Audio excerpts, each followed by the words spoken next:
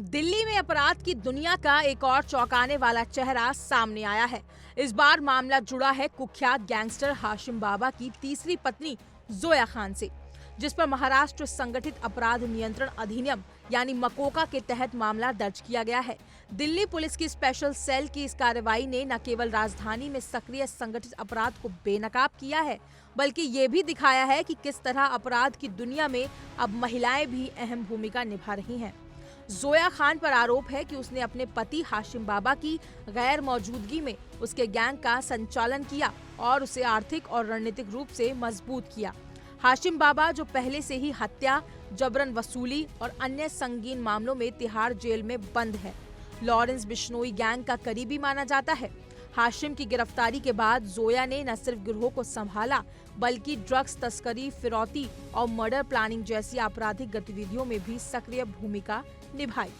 इस मामले की जड़ें फरवरी साल 2025 से जुड़ी हैं, जब जोया को ड्रग्स तस्करी के एक बड़े केस में गिरफ्तार किया गया था।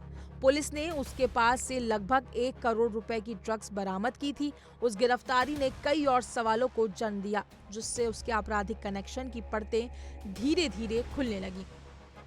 बाद में जोया से फर्श बाजार के एक व्यवसायी और ग्रेटर कैलाश के जिम मालिक नादिर शाह की हत्या के मामलों में भी पूछताछ हुई।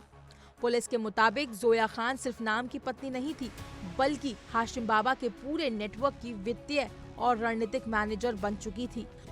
वो गिरोह के पैसे का हिसाब किताब संभालती थी, ड्रग्स डीलिंग को मैनेज करती थी और कोड भाषा के जरिए तिहाड़ जेल में बंद अपने पति से गैंग के निर्देश लेती थी। पुलिस का ये भी दावा है कि जोया अंडरवर्ल्ड डॉन दाऊद इब्राहिम की बहन हसीना पारकर की तरह अपने पति के गैंग का संचालन करती थी, पर्दे के पीछे रहकर पूरी क्राइम मशीनरी को चलाने वाली एक गैंग क्वीन। जोया की लाइफस्टाइल भी उसके अपराधों जितनी ही हाई प्रोफाइल थी। वो महंगे ब्रांड्स, लग्जरी गाड़ियों और हाई एंड पार्टियों की शौकीन थी। सोशल मीडिया पर उसकी तस्वीरें अक्सर चर्चा का विषय बनती थी, जिसमें वो अपनी चमक धमक भरी जिंदगी का प्रदर्शन करती थी। लेकिन उसके इस ग्लैमरस चेहरे के पीछे एक खतरनाक अंडरवर्ल्ड ऑपरेटर छुपा हुआ था। दिल्ली पुलिस का कहना है कि जोया खान का पूरा परिवार ही आपराधिक गतिविधियों में लिप्त रहा है। उसकी मां को पिछले साल सेक्स ट्रैफिकिंग गिरोह के साथ संबंधों के चलते गिरफ्तार किया गया था, जबकि उसके पिता ड्रग्स सप्लाई नेटवर्क का हिस्सा रहे हैं। यानी जोया एक ऐसे माहौल में पली बड़ी जहां अपराध और गैर कानूनी गतिविधियां सामान्य जीवन का हिस्सा थीं। शायद यही वजह रही कि उसने भी बचपन से अपराध को ही अपना रास्ता बना लिया। उत्तर पूर्वी दिल्ली के कई इलाकों में जोया ने खुद को स्थानीय क्रिमिनल नेटवर्क बना रखा था।